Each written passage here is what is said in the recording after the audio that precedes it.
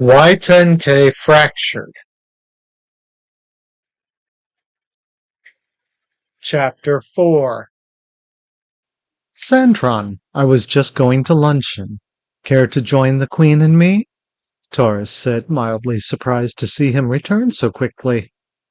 Thank you, Majesty, but no. I wished only to bring one more matter to your attention, concerning what your father was doing prior to his death. Sandron's tone was calm, but brisk. From what I can see, he was levying taxes and irritating the nobility like never before, Taurus said, cocking his head slightly, giving Sandron an askance look. More to the point, he was not merely levying taxes, he was investigating tax evasion. Taurus frowned. Every noble attempts to avoid levies. I know at least one who prides himself on paying neither taxes nor debts to the throne. Why would that be worth killing over? Because someone may not be concealing income alone, but what that income is funding. Santron's tone shifted darker now. I believe this is where your father was looking most closely when he died. Why? A chamber page entered quietly. Taurus signaled him to wait. Because of this. Santron handed over a document instead of speaking. A column of figures, one name above them, circled in fresh red ink. Taurus' expression hardened. I am surprised, he said quietly. Is this not a relation of yours? Not one I care to acknowledge, but yes. Who compiled this and verified the figures? My arch-steward. He has the source material? Everything that has been gathered. Taurus leaned back, considering. Amentressa would already be at table. It would be discourteous to delay further. And he realized, hungry. Ruling, even for a few days, was proving demanding. You may have found part of the answer, Taurus said at last. The danger lies in acting too quickly. We could be killed for it. True, sire. Is your arch-steward here at the palace? No, Majesty. He remains at the manor. He sent this report, along with additional material I did not bring with me. Taurus nodded once. We will speak again after luncheon, in the privy office. Bring everything. He turned to the waiting page. You have a message? The head chamberlain reports that your cousin has returned from his latest expedition. Taurus felt a sharp jolt of interest. Tell Dormanus to see to Lord Lotho's comfort, then send him to the garden room. He will join the Queen and me for luncheon. The page bowed and withdrew. Taurus turned back to Sandron. Are you certain you won't join us? He usually brings something worth seeing. Sketches, specimens? Sandron hesitated, caught between duty and curiosity. Very well, I will attend. Briefly. 5 minutes, Taurus said with a faint smile. The garden room. Santron inclined his head. You're saying it can move large numbers of stallions from place to place? A Parisian asked, intrigued, despite his irritation at being summoned. According to its designer's studies, Java replied, one train can carry 170 at a time and travel at nearly 400 miles per hour. Hundreds of battle stallions can be at the far end of the valley within hours. A Parisian noted Firestar rolling his eyes in open contempt. Lycros remained carefully neutral. Mitnar stood behind him, silent. And you reveal this now, why? A Parisian asked, glancing around. They stood 10 levels below ground, well beyond the known foundations of the manor. The space was brightly lit, the air still. Wrong somehow. Beside the platform rested the machine itself, a long, sleek, silver form. Sintram, Java had called it. Its doors stood open, waiting. Because a new form of warfare is coming to this valley. And soon, Java said, a note of relish in his voice. King Taurus and his co-regent have no idea what is about to strike them. Aprician resisted the urge to sigh. 170 stallions is sufficient for rapid movement, he said evenly, not for seizing a structure the size of the palace. At present, we have one train, Java replied. A second is under construction. A third is planned, with more to follow. Lycros exhaled quietly and earned a sharp look from his cousin. How many in total? Aprician cut in. 10, when complete. The network already runs beneath the river and north to Winterbrook, under Alturian. On this side, it reaches as far as County Axia, and we continue to extend it. That shifted things. 1,000 stallions, moved unseen, delivered fresh, shielded from winter, ready to fight. The idea had merit. What do you want from us? Aprician asked. Train your forces, Java said simply. Prepare them. We will remove the throne's illegitimate occupants at a moment of our choosing. Movement drew their attention. A house servant approached along the moving stair. What is it? Java demanded. Ericor has returned from his errand, my lord. Take him to the master's office. He is with the house physician. That stopped everything. Aprician turned sharply. Why?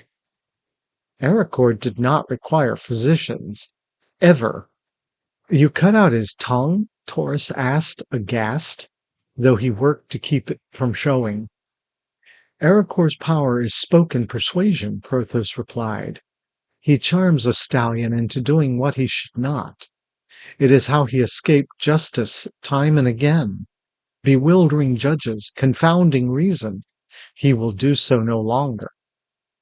Taurus studied him. It still seems harsh to leave him alive in such a state. I would not have objected to your slitting his throat. Acquittal or no, you are the left hand of the king. I will not stoop to his level, Prothos said evenly. He would have killed me without hesitation. I acted within the bounds of our law. To Taurus' mind, that same high-minded restraint was just as likely to get Prothos killed one day. Very well, Taurus said at last. You have gathered all you can on the Olarusni disappearances? More than I was first given, but still not enough. Tropus and I will review it tonight. We may yet find a pattern. He shifted the weight of the satchel on his shoulder. Proceed with care, Taurus said. You have made powerful enemies. When Aprician and Java learn what you have done to Ericor, they will not respond lightly. He paused for a moment. And remember, Aprician's wife Aishla is a mistress of poisons.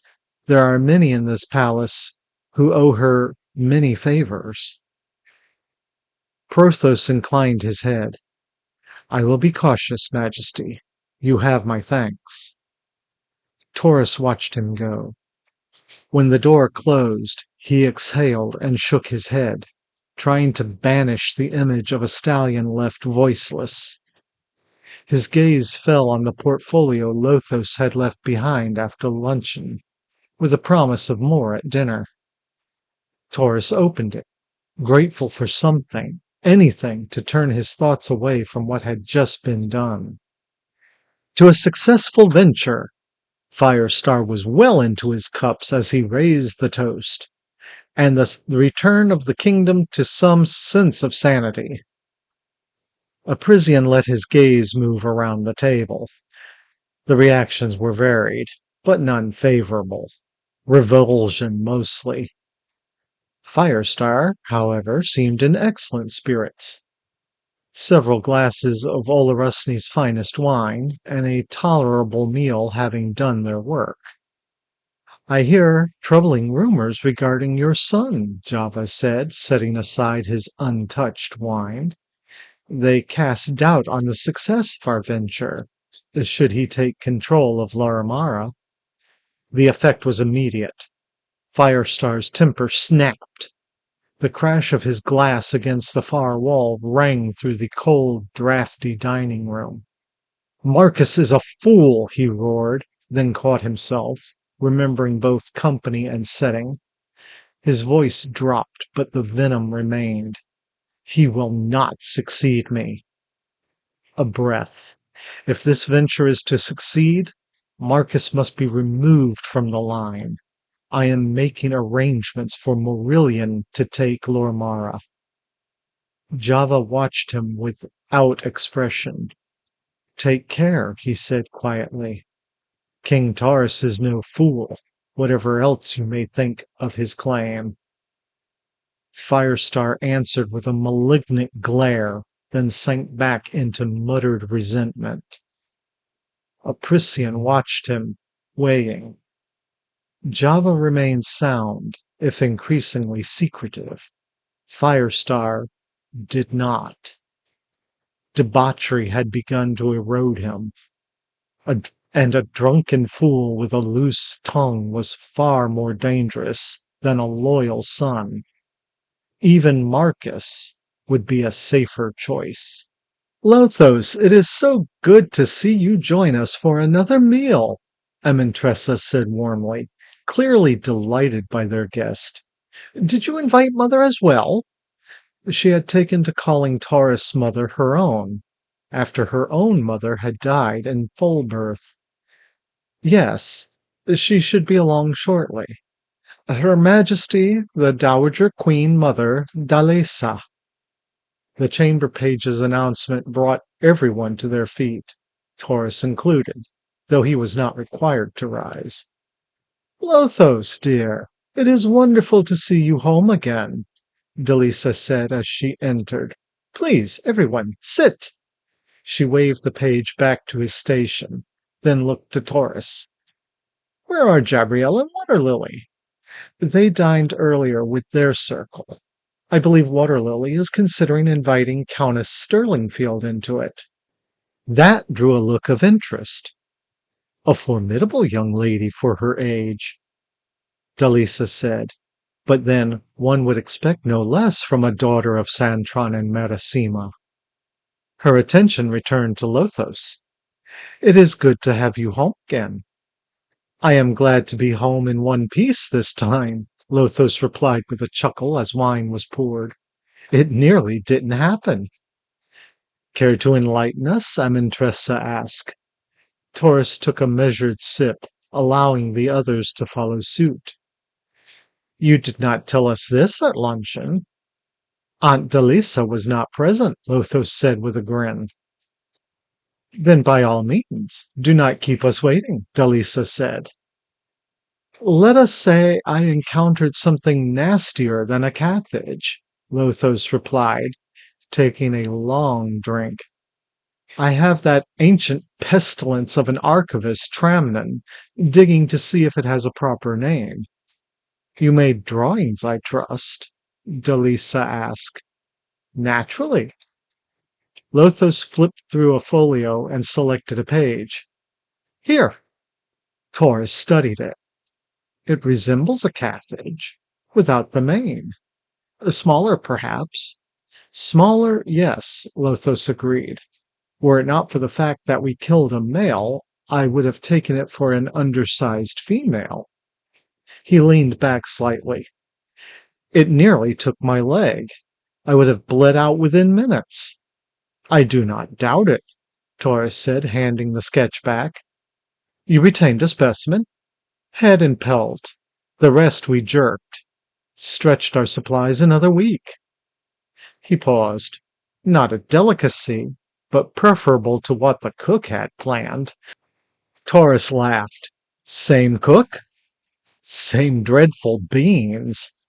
Delisa lifted a brow, patience thinning. Will you tell us the story, or shall we begin the meal? Taurus often suspected she would have gladly joined such expeditions herself. Forgive me, Aunt Delisa.